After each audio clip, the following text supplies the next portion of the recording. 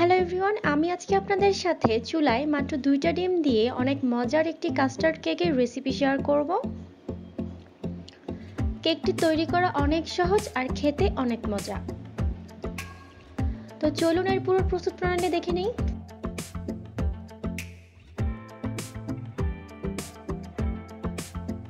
প্রথমে আমরা কেকের মোল্ডটাকে রেডি করে নিব। এখানে আমি 6 ইঞ্চি পরিমাণের রাউন্ড শেপের একটি কেক মোল্ড নিয়ে তেল ব্রাশ করে নিচ্ছি। এরপর এতে বাটার পেপার বিছিয়ে দিচ্ছি। এখন এটাকে একটা সাইডে রেখে দেব। কাস্টার্ড কেকে আমি আজকে 2 টেবিল চামচ পরিমাণ 2 কালারের এরকম টুটি ফুটি অ্যাড করব। আমি 1 টেবিল চামচ পরিমাণ ময়দা অ্যাড করে মিশিয়ে নিচ্ছি। মিক্সিং বলে আমি রুম টেম্পারেচারে রাখা 2টা ডিম অ্যাড করে দিচ্ছি। এখন এই ডিমটাকে আপনারা চাইলে এরকম একটি হ্যান্ড উইক্স দিয়েও বিট করতে পারেন, তবে সেক্ষেত্রে টাইমটা একটু বেশি লাগবে। এখানে ইলেকট্রিক বিটার দিয়ে বিট করে নিচ্ছি। 3 থেকে 4 মিনিটের মতো এভাবে বিট করে নিতে হবে। আপনারা চাইলে এখানে ডিমের পরিবর্তে হাফ কাপ টক দই দিয়েও এই কেকটা তৈরি করতে পারেন।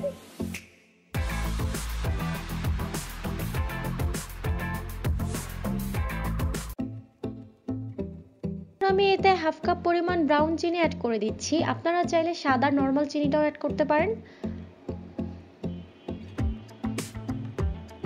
এখন আবারও সবকিছুকে মিশিয়ে নিচ্ছি। চিনির পরিমাণটা আপনারা চাইলে বাড়িয়ে দিতে পারেন। এরপর এখানে 1/3 কাপ পরিমাণ সয়াবিন তেল অ্যাড করে দিয়ে আবারও সবকিছুকে বিট করে নিব।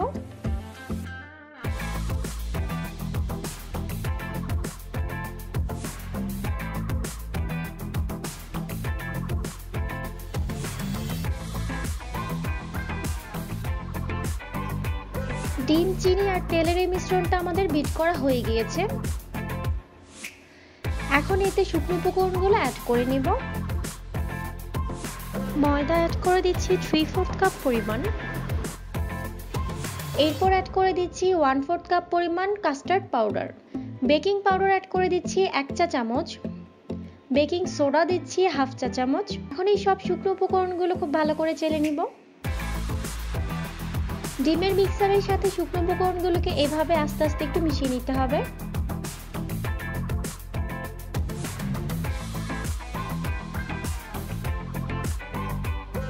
এই পর্যায়ে অ্যাড করে দিচ্ছি 1/4 কাপ পরিমাণ আগে থেকে জাল করে রাখা লিকুইড দুধ।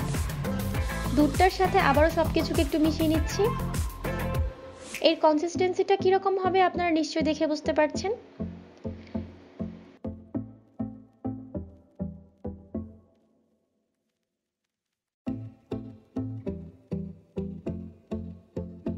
এই পর্যায়ে আমি আগে থেকে রেডি করে রাখা টুটি ফুটি অ্যাড করে দিচ্ছি।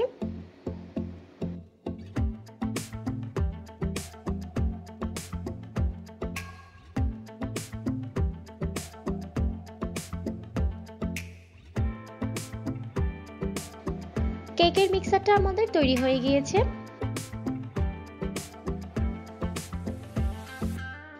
কেক মোল্ডে একটু উপর থেকে মিক্সারটাকে এভাবে ঢেলে দেব।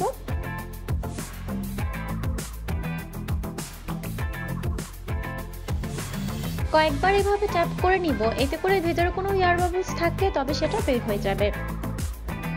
উপর থেকে এভাবে কিছু টুটি ফুটি অ্যাড করে দিলাম। চুলায় এরকম বড় একটি হাঁড়ির মধ্যে স্টিলের স্ট্যান্ড বসিয়ে দিয়ে হাঁড়িটাকে আমি 10 মিনিটের জন্য প্রিহিট করে নিয়েছিলাম। এখন এই প্রিহিট করা হাঁড়িতে মোল্ডটাকে স্ট্যান্ডে বসিয়ে দিব।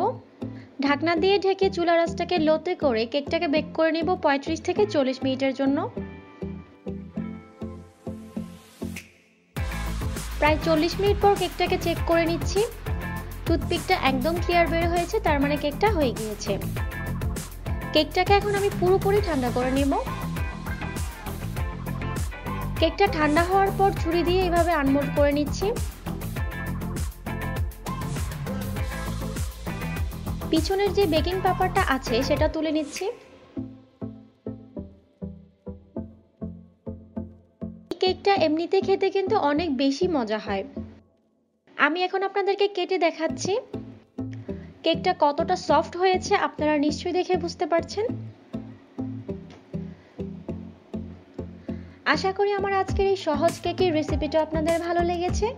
রেসিপি ভালো লাগলে ভিডিওতে একটা লাইক আর কমেন্ট করতে কিন্তু ভুলবেন না। এরকম আরও অনেক রেসিপি পেতে প্লিজ আমার চ্যানেলটাকে সাবস্ক্রাইব করবেন। আজ এ পর্যন্তই, সবাই ভালো থাকবেন, সুস্থ থাকবেন। আল্লাহ হাফেজ।